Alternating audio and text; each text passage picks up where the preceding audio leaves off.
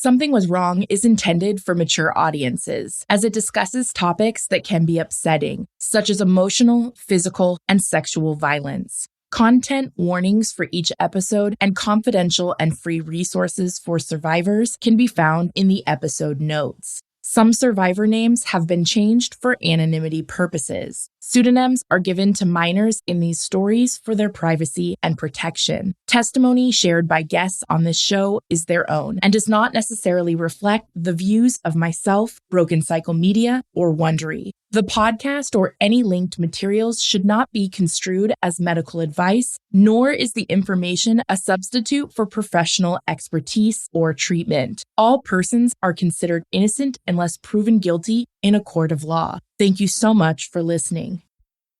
You think you know me, you don't know me well at all, at all. Because you don't know me,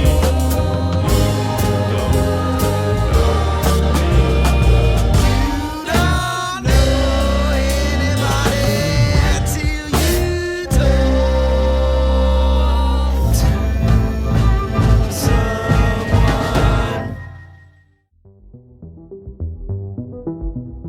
Hello, my name is John, and I worked as a colleague of Naomi's for 6 years.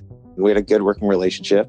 She was extremely capable in a demanding environment, and I think that we sort of synergized well. Anyway, to that effect, Naomi is in a work context. There's sort of a professional facade there.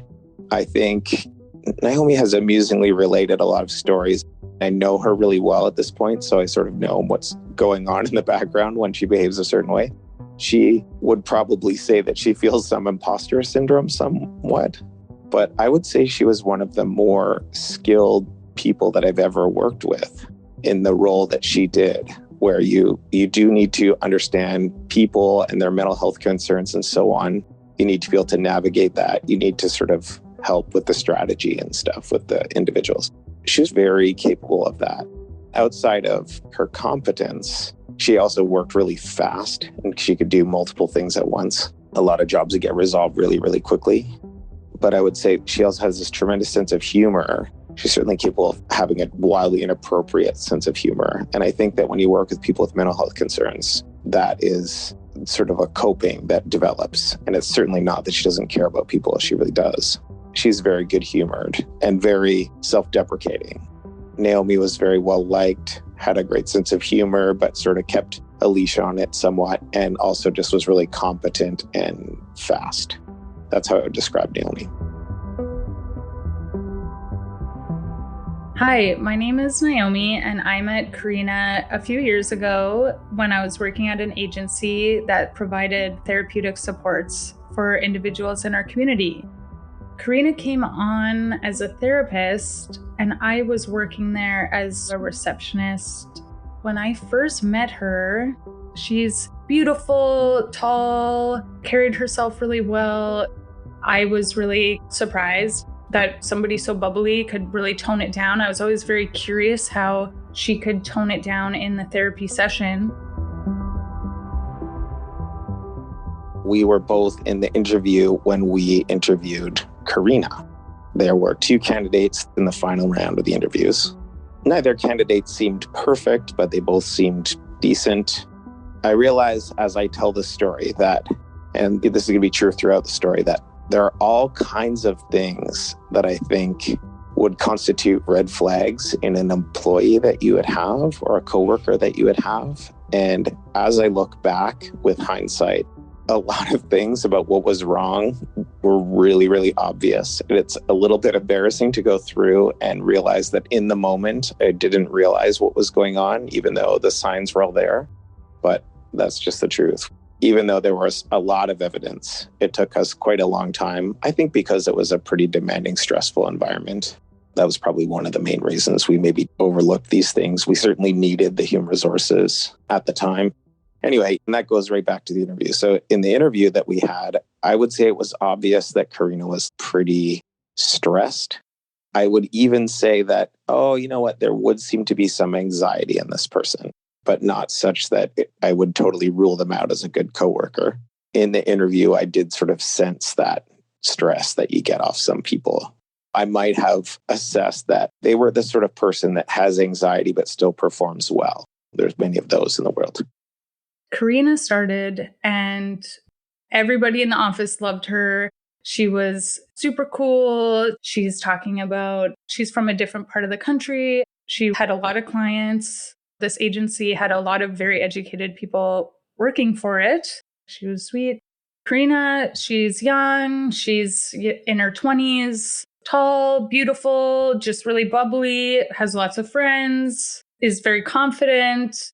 A few weeks after she started at the agency, Steve, the man who owns the agency, came over and told me that I needed to cancel all of Karina's appointments for the day because he got a call that she was walking to work and she got hit by a car, like a slow driving car, and she fractured her arm.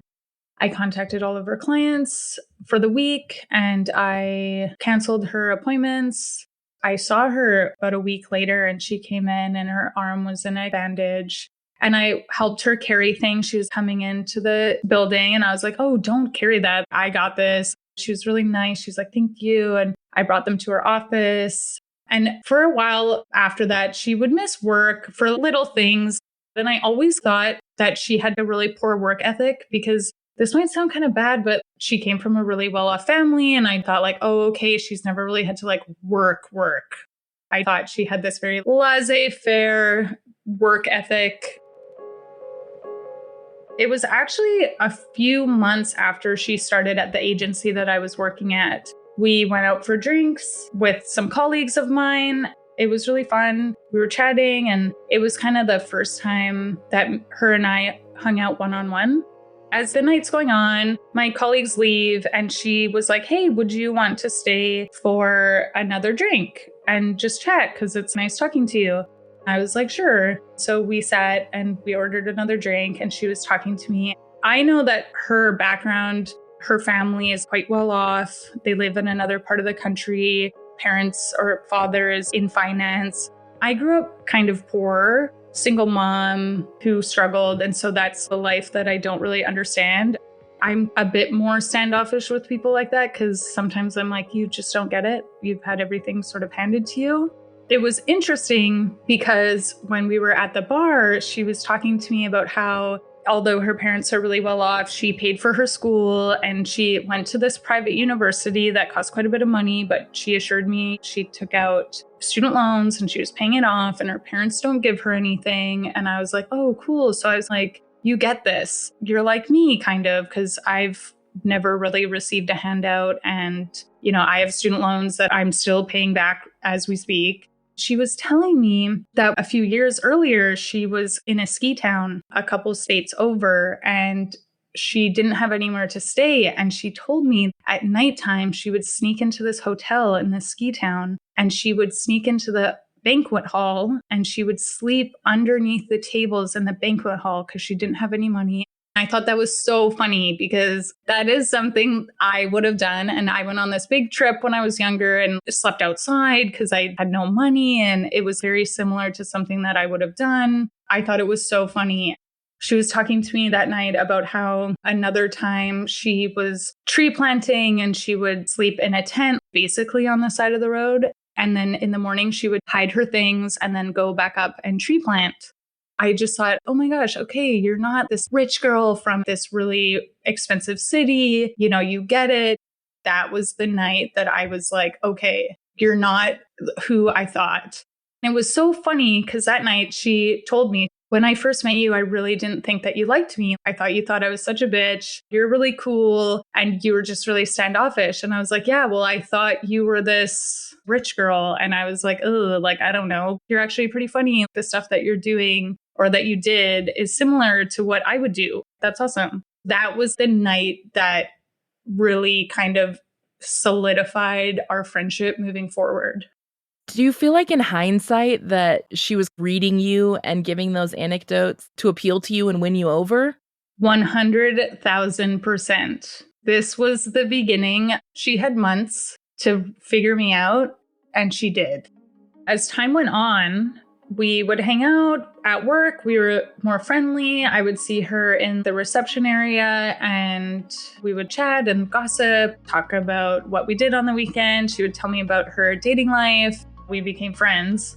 We're hanging out. We're going to the gym together a couple times. We've gone out for drinks a few times. She's met a couple of my friends. And a few weeks after we hung out at the bar, I go to a football game. And at this football game, I'm introduced to her friends, Alice and Cora, and a few others. Hi, I am Alice. I met Naomi at a game. My first impressions of her were she came across as a no bullshit person, which I really value. It was kind of refreshing, really personable. We clicked from there. She was working with Karina, and then Karina at the time was my roommate. They're people who went to graduate school with her. We're all chatting and grabbing a drink before the game. We go to the game and it was really fun, and her friends were really fun. I was super stoked. I met up with them one more time and it was super cool. I thought they were really nice. Originally, I was actually at grad school with Karina, so we did our masters together. We weren't super close. Our friend groups were friendly with each other. We probably hung out a couple times. She was in a couple of my classes. I didn't know her super well. Then my roommate, who was also a friend at the time, was moving in with her partner. So I was kind of under a little bit of time pressure to fill an empty room in my apartment, and I couldn't afford the rent on my own. So it was a quick decision. I didn't want to live with a stranger. Karina was looking for a place as well. So the timing lined up and she moved in. I have a bit of a story for this. I was upstairs. Our rooms were upstairs and the kitchen and living room were on the main floor. She had moved in the day before. So we were going to, I think, order pizza and just have dinner together, chat, get to know each other more. I'm walking down the stairs and I have a direct line of view right to the sink. And I had this old shitty bottle of vodka that had been there on my bar cart thing for a long time. I'd never opened it.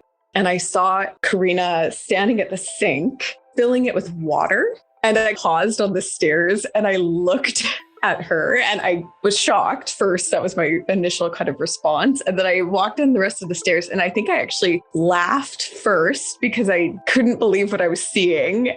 I said her name, or maybe she turned around when I laughed. And we had this interaction of like, what are you doing? And I don't care about the bottle. You could have opened it and had whatever, and you replace it. You don't need to fill it with water and hide. That was day 2, our first evening together. It would become this whole thing. I obviously was not aware that it was as big of an issue as it became, but that was my first warning, was night 2. I think she said like, oh my God, I'm so sorry. I was so worried what you would think.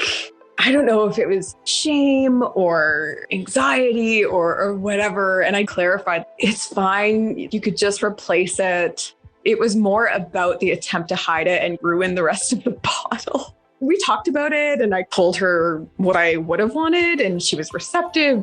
We ate pizza and hung out the rest of the night, but it set the tone. Karina was planning a hangout one night and I was like, oh, invite Alice and Cora. They were fun. And she was telling me, I don't know, Alice and Cora, they're kind of weird. And I was like, what do you mean weird? And she was like, they're just like come from really well-off families. They're pretty stuck up. Anytime I meet my friends for like a happy hour drink, they scoff at me because that's really low class. They only drink coffee and they're stuck up. I was like, ooh, I don't like that. I don't like stuck up girls. That's the worst. We've all been to high school. Nobody likes the bitchy girl, that stereotypical bitchy girl. I was like, oh, I didn't know that. I didn't get that vibe from them. So I was like, okay, don't invite them. I love true crime podcasts. I actually pay for Wondery Plus. I subscribe. I have a couple Patreons that I'm working with. So she knew that about me and she was like, hey, do you want to hear something that's like pretty fucked up? And I was like, always. She was like, so Alice, she grew up in this really weird cult in this small town, like an hour or two away from the city that we live. I was like, what? She grew up in a cult? And she was like, yeah, she grew up in a cult. It's like this super religious, weird thing. It was interesting. We chatted about it and I was like, that's so weird. I hope she's good. It was going on this theme that she came and grew up in this weird religious cult and she's now really stuck up and only drinks coffee and judges everybody. And I was like, okay, that makes sense. I guess that's weird, whatever. And so I didn't really see them again, those girls. The triangulation happened quite quickly, but from what I can remember, quite a subtle way. So little comments and little stories started to get dropped. She really played off of a bit of a classist stigma type place. She really tended to focus on the differences. And these were made up differences, right? She created these narratives for our group of friends versus Naomi. An example would be that Karina and Naomi would often go for beer and for drinks. And in the city that we were in, that's a lot of the culture and there's great breweries and that's what we do. Like we hang out that way. So she started to create these narratives that for myself and our group of friends, we only drank coffee and didn't drink beer. And we were kind of snobby and rich, as extreme and classist as that. And then on Naomi's side, it was we go for drinks and we drink beer and we do adventure type stuff. It was this harsh separation. And I think she would play the other off of each other. Like, oh, they're this way, you won't like them. And she's this way, you won't like her. In a way that was completely false. Karina was, with me at least, she was always incredibly validating. She was very good at making whoever was in front of her feel very heard and feel very seen. It didn't ever feel like, I think, how you would typically experience this kind of mean girl or catty dynamic. It felt more, looking back now, if she was talking about the other, it felt like she genuinely wanted to work through something. And maybe that's, you get a bunch of therapists together and maybe we hold it that way. Maybe we respond to each other that way. The confusing part looking back on it was that it was so calculated and it was so intentional that it was hard to brush off gossip or cattiness. There was this possessiveness. And even further, I think she had to very quickly separate people in her life to protect the lies that she had told. I don't think Naomi and us could have coexisted because the lies would have come out right away.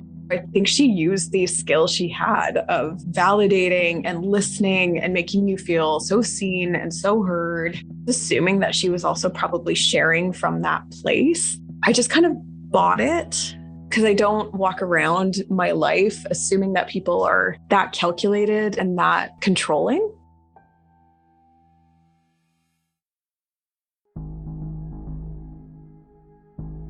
A few months later, Karina, she's coming to work. She's had a few days off for little things, but all in all, like, we're hanging out. She's coming to my baseball games. She's coming to my girls' night at my aunt's house. We're having a great time. We hired a personal trainer. We're going personal training 3 days a week after work. It's great. At 3 a.m. one day, she texted me, my dad had a heart attack. I'm frantically packing. I need to fly home to support my family. I don't know how my dad's doing. And I was like, oh my gosh, get out of here. Go. Like, I'm so sorry. And so she flies back home. She would text me updates and we'd chat on the phone. Because by this time, I would say we're very close friends, almost best friend status. She would call and she's giving me updates. Her family has this massive house And she would be like, oh, we're just about to play pool in the games room. She would send me pictures of the wine cellar. And she's like, the nice thing about being home is I can raid my mom's wine cellar. Her dad at this point was doing well. He was recovering. He was back home. He needed to just take it easy. So I was like, okay, that's great. She was in her hometown for about a week. For that week, I canceled her clients. She came home. And about a month later after that, she called me and left me a voicemail saying that her mom woke up around 3 a.m. and found her dad unconscious in the bathroom. And I was like, oh my gosh, that's so scary. Your dad just had a heart attack. And a month later, he's had a second heart attack and he collapsed in the bathroom, which is so dangerous because there's like porcelain everywhere. She flew home. We would talk. I'd ask her how she's doing. She was really shaken up. It was really scary for her. She was telling me how stubborn he was. He wanted to still complete this 5-mile run that he had signed up for. And she was like constantly having to tell him to take it easy and I'll do the cooking. Dad, take it easy. But he made it through and she came home and it's just like one thing after another, after another, after another of like the most insane stories.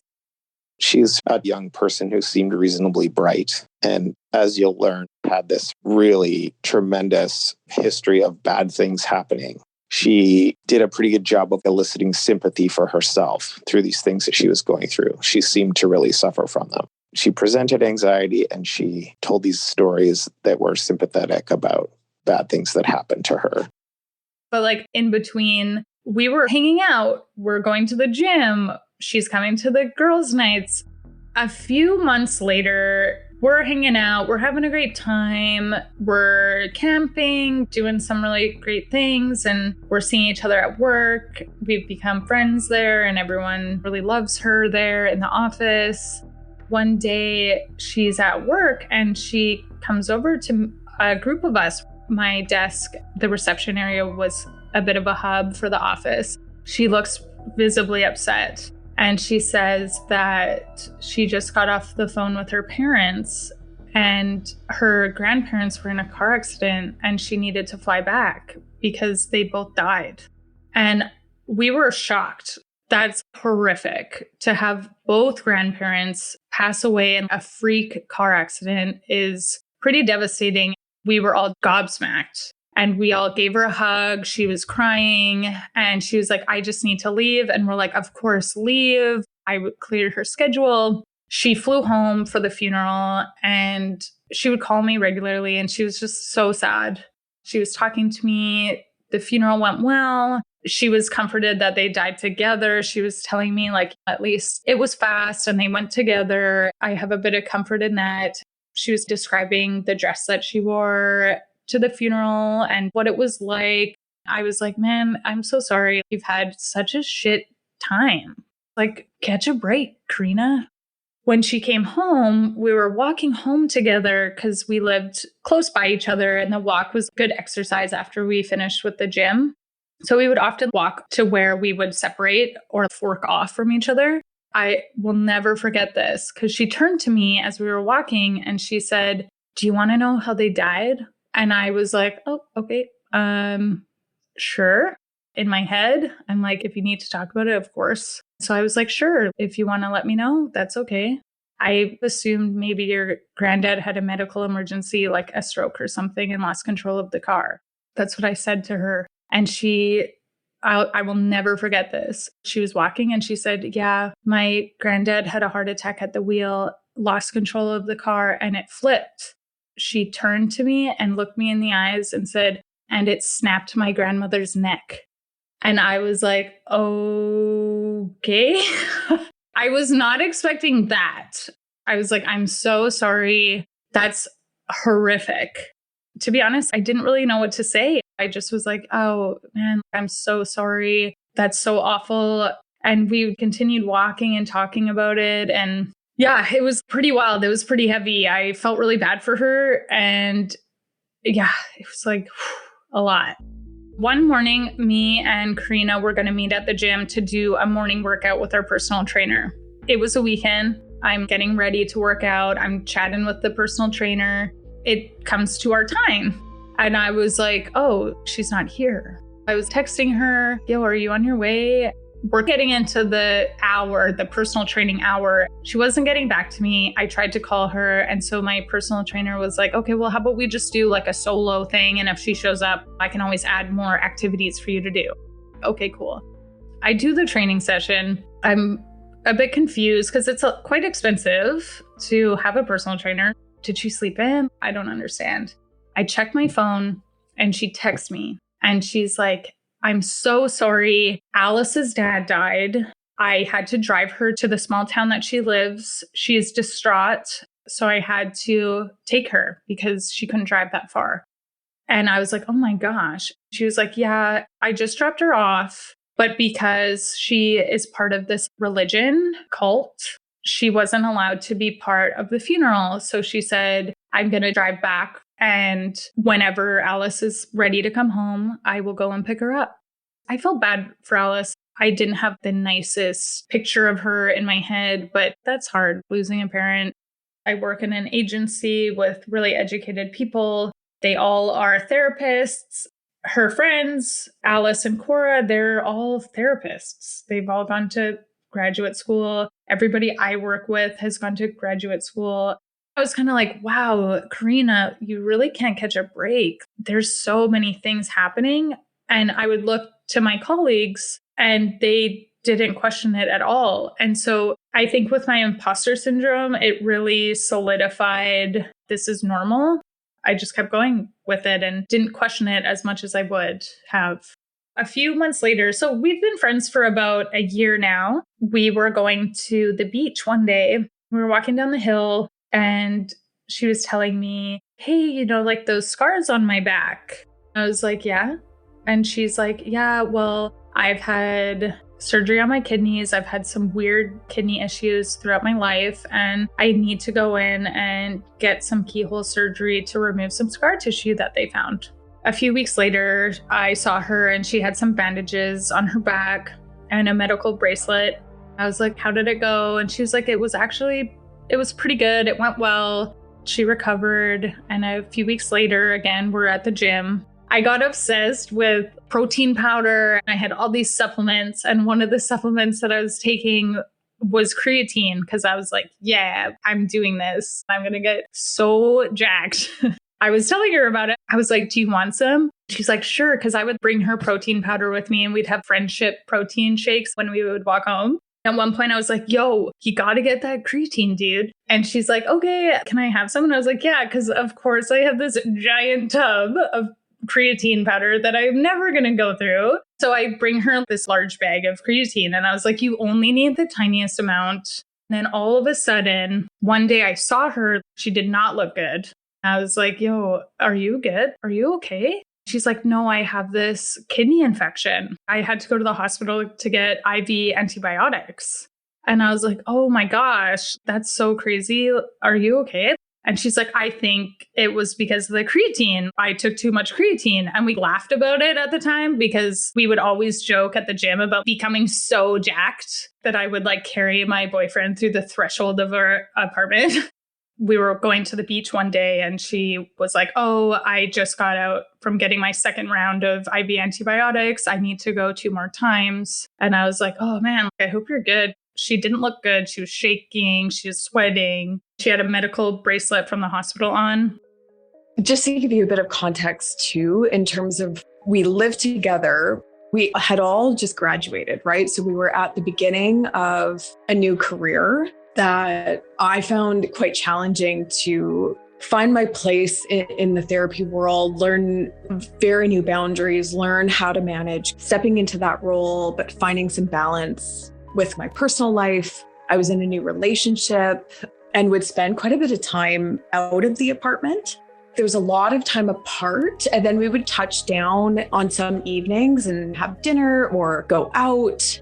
But there was a lot of time in between where I'd be out for the weekend or I wouldn't see her for a couple of days, just with our schedules. A lot could get under the radar because I wasn't as present. How that intensified was I started finding little empty dime bags around the apartment, whether it be in the book that she had let me borrow or under the kitchen table. And no judgment towards people that use drugs at all, honestly. My concern was that is this behavior going on? And you're also in this role of being a therapist. And how can these things coexist with our set of ethics of basically do as little harm as possible?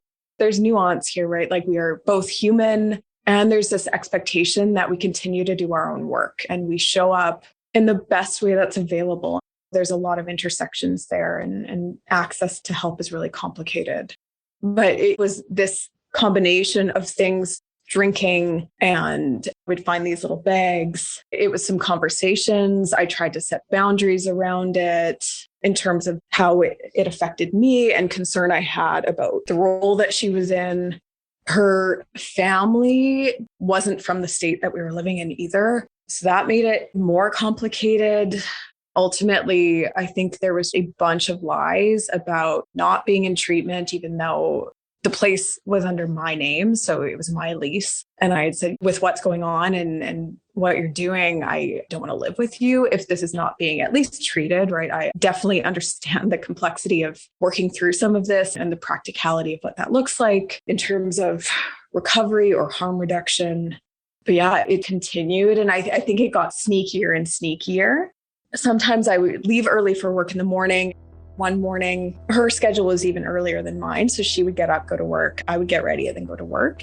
I forgot something, maybe my phone or something like that back in the apartment. So I'm walking up the stairs and standing on the other side of the door. And I hear this rustling going on. I unlock, open, and she is laying on the couch in the living room. And it was this moment of, and she kind of looked shocked and looked caught. Ultimately, it was that she had hid out in her room that morning while I was getting ready and wanted me to think that she was at work, but she really wasn't. And I had kind of caught her in something. There was a lot of times where I would assume that she wasn't in the apartment because her door would be shut and the lights would be off. We respected each other's space. At least I thought that, I'm not going to go into your room and rummage through all your personal shit.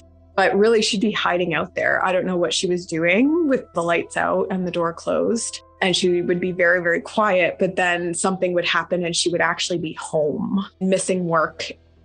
One of the things we would talk about here chilling, we would have a glass of wine and she would be talking about her relationships. They've always been like failed relationships. Nothing's really ever taken off. She was telling me about this guy that she was dating and she really liked him. And she had dated other guys, but at this point in time, she was dating this guy and she wanted to be in a serious, committed relationship so bad. It wasn't working out, but this one guy she was with, one day she was so upset. And she told me, that guy I'm seeing, he just broke up with me. And I was like, oh, really? What? That sucks. What happened?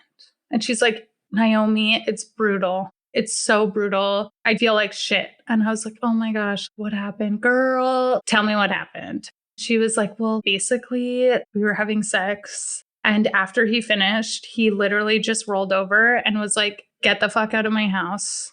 And threw her clothes at her and shoved her out the door. And she was like, I barely dressed. I was humiliated. It was so awful. And I will always remember her slumped over this table that we were sitting at, defeated. She just looked so defeated. And I was like, first of all, fuck that guy. Second of all, we're going out. The good friend I am, I organized this dinner and drinks. We were going from bar to bar, chatting. And I was like, you're the best, hyping her up because she felt so bad about herself and was really sad. We ended up at this really cute tapas restaurant in like a trendy kind of part of town. We ordered dinner and drinks and we were chilling and she was happy. She wasn't super wasted. At one point in the dinner, she needed to get up and use the bathroom where we were sitting. There wasn't much space between where she needed to get out and where I was sitting. There was about just over a foot. And so as she was getting up, she was squeezing her way through the table next to me in my chair. And I remember looking up to give that, like, do you have enough space? You good?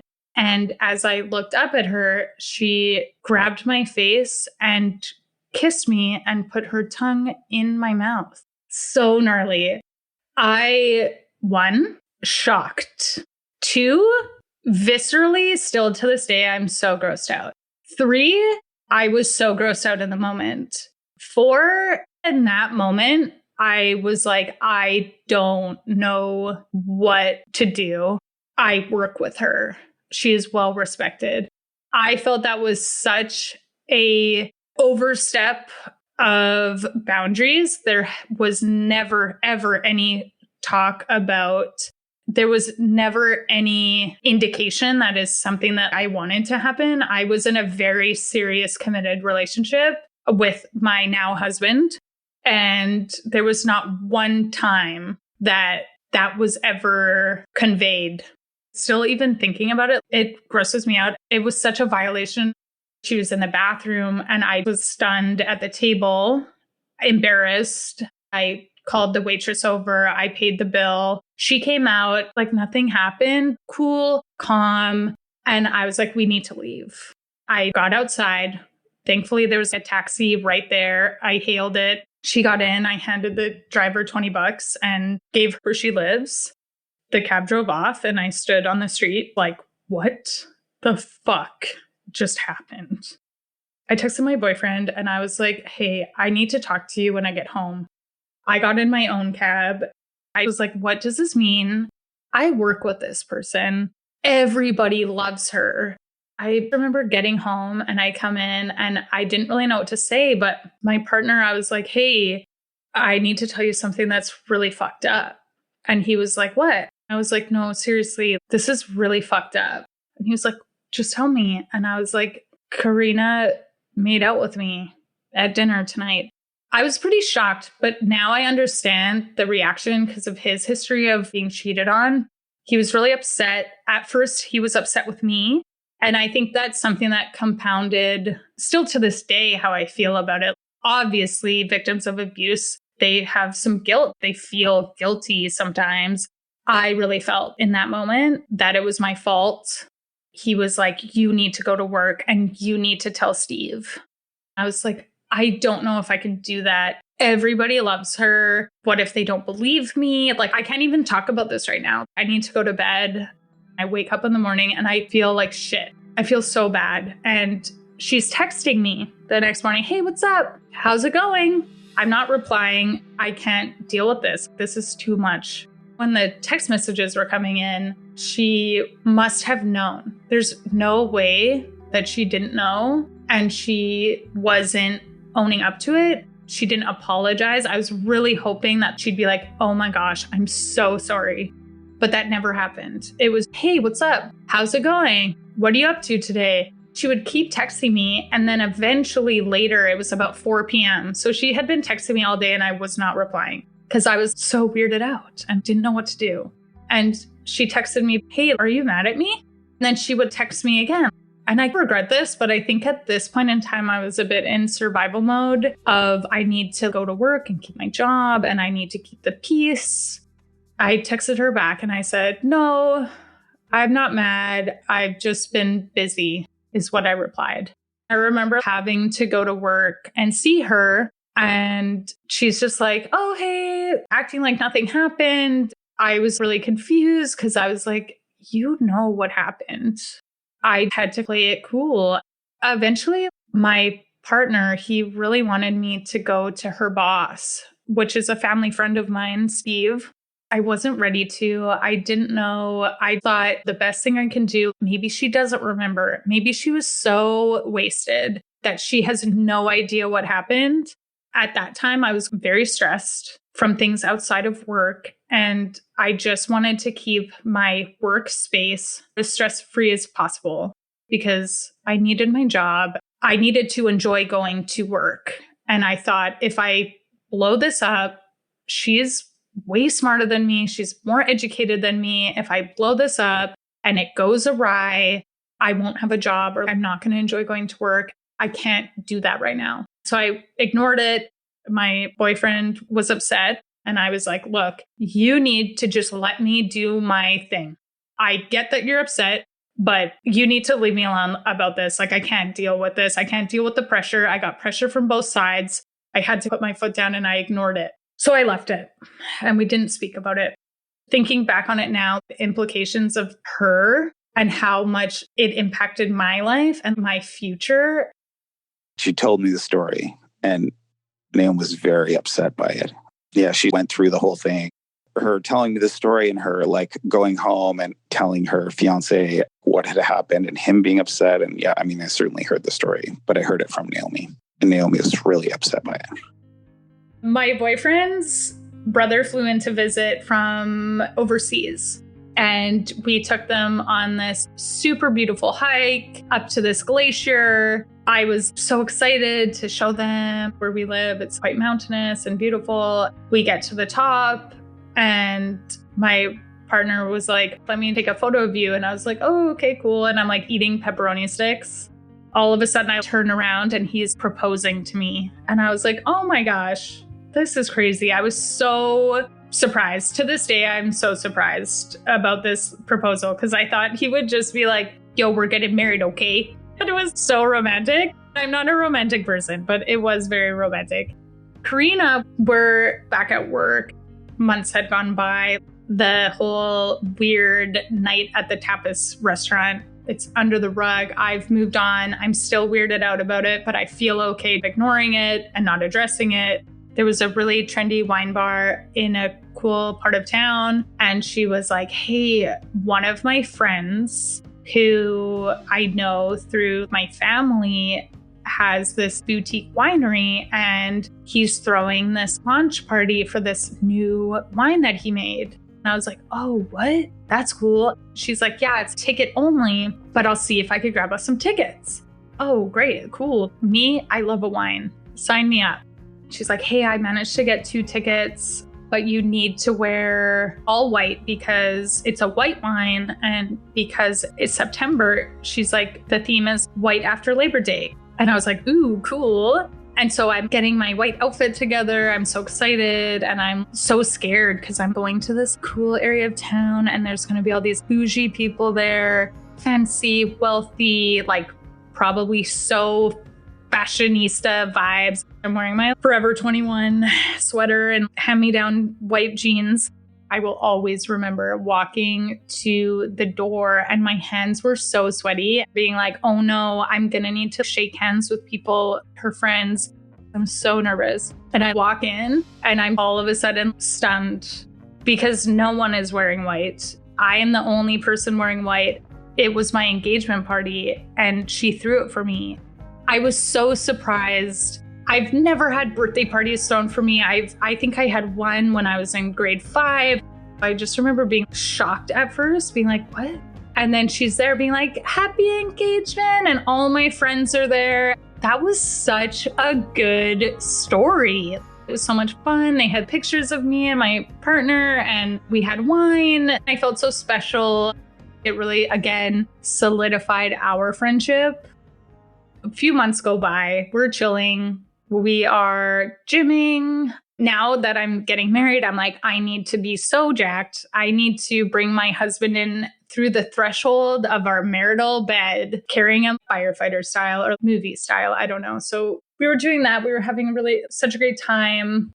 I'm at work one day. We were having a staff meeting about how we can make the office nice or different policies, procedures, and things like that. So it was me, Steve, and a few other therapists. It was a mandatory staff meeting and Karina's not there. So I'm texting her under the table being like, yo, are you alive? She texted me like an hour later. Oh my gosh, I'm so sorry. I totally slept in. I'm rushing there now. A little while goes by. Steve left. Everybody left. The staff meeting was over, but she had to come in because she had clients. And all of a sudden, Steve calls me and is like, hey, do you know where Karina is? And I was like, no, she's on her way though, because I texted her. Because by this time, of course, it's been a couple years. Everybody knows we're really good friends. We hang out on the weekends. We go camping together. He said, I just got a phone call from a random person saying that she was in a major car accident and was being taken to the hospital. I was like, what? He's like, yeah, He comes back to the office and I'm like, hey, Steve, don't worry. My mom works in one of the major hospitals in our city. Let me call my mom. At this point, I was so cocky and confident. I was like, I got this. I will find her wherever she is. I'll figure out what's going on. I talked to my mom and I said, hey, Karina was just in an accident and we're not sure what hospital she's being taken to, but it was a major accident and could you check? And she said, sure. So she hung up the phone. She went down to check in emergency and called me back. Because this is one of the major hospitals, I thought, okay, she's going to be there. She called me back and she's like, Karina's not here.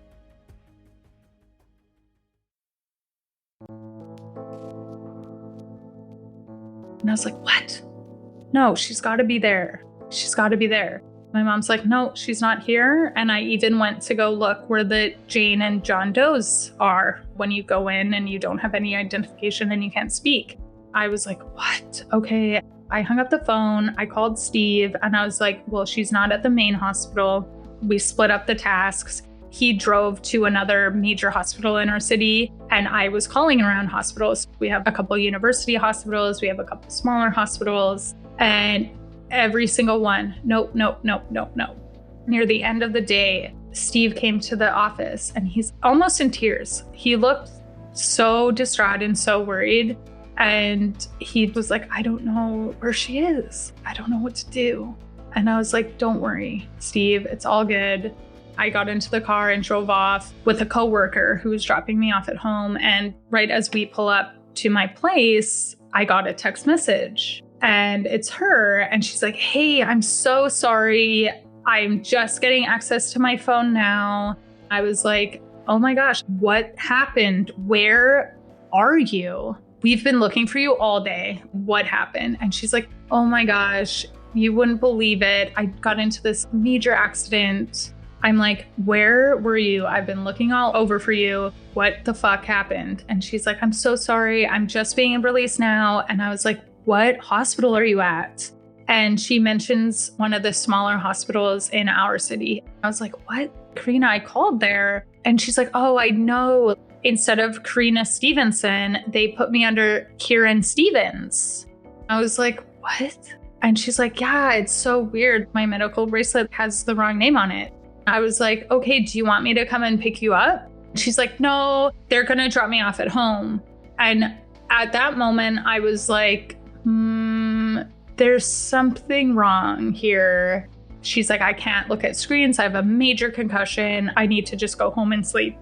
I thought about this a lot for the next few days. I talked to my mom. Things didn't seem right. And I was like, okay, my mom, I don't know if there's something wrong. There's something wrong here. A few days later, I was so weirded out about it that I texted Steve. Steve, I've known for a long time. He's known me since I was a child. He's been somewhat of a family friend, and I really trust him. He's a great person. I messaged him and I said, hey, Steve, can we talk? I really need to talk with you. He was like, sure, when would suit you? And I was like, could I call you on my lunch break tomorrow? And he's like, yeah. It's been about 3 or 4 days since this accident. Karina's been off work and there's something about it that it doesn't sit right with me. I remember anxiously waiting for this conversation, leaving the office and going to this little hole in the wall restaurant that nobody would find me or hear me. I felt like I was in some weird detective movie where I was like this source that was being hunted down by some intelligence agency with like my hood on. Here I am in this Greasy Spoon diner acting like I'm a spy. I don't know if you know the feeling of being sick with anxiety. Well, I'm here so anxious and like nauseous. I'm calling my best friend's boss. He answers the phone. He's so nice. And he's like, what's up? And I was like, not much. Chilling. Thank you for giving me this job. But I have some major concerns about Karina. You have to understand that I am Karina's best friend at this point. She's helping me plan my wedding. I'm throwing her 30th birthday. We're doing things together. We hang out every day, basically. We talk on the phone all of the time. And here I am going behind her back to her boss and saying, I have some serious concerns about Karina. Steve's like, what do you mean? And I was like, well, that accident that she was in, I don't think it happened. And he was like, what? And I was like, yeah, I don't think it happened. There's something wrong here. The things that she was saying, it doesn't add up. And he was like, what do you mean? And I was like, well, there is no way they would have put Kieran Stevens on her medical alert. My boyfriend has gone through some pretty intense medical things, and my mom works at one of the biggest hospitals in our city. It just doesn't happen. I've been in the hospital anytime somebody comes to check on you and to administer medication. They check your chart and they say, what's your name and date of birth? There's no way that they would have perpetuated a different name. And if they didn't know what the name was, she would have been a Jane Doe. And he was like, oh, I'm sure with her concussion, the details are foggy. And I was like, look, Steve, I feel like shit going behind my friend's back to you. I need you to look into this for me. And if you come back and you tell me that it happened, I will let it go. I will let it go 100%. I won't mention it again. That's next time on Something Was Wrong.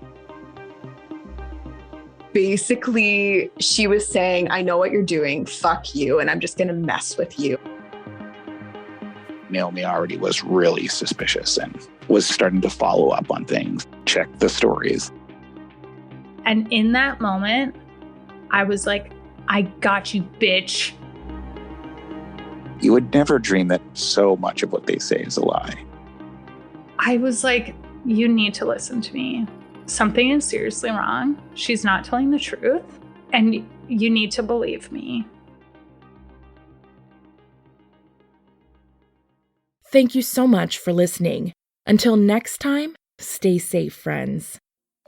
Something Was Wrong is a Broken Cycle Media production, created and hosted by me, Tiffany Reese.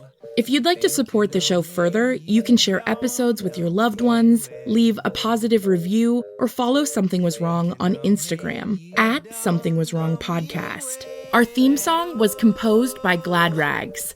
Check out their album, Wonder Under. Thank you so much. I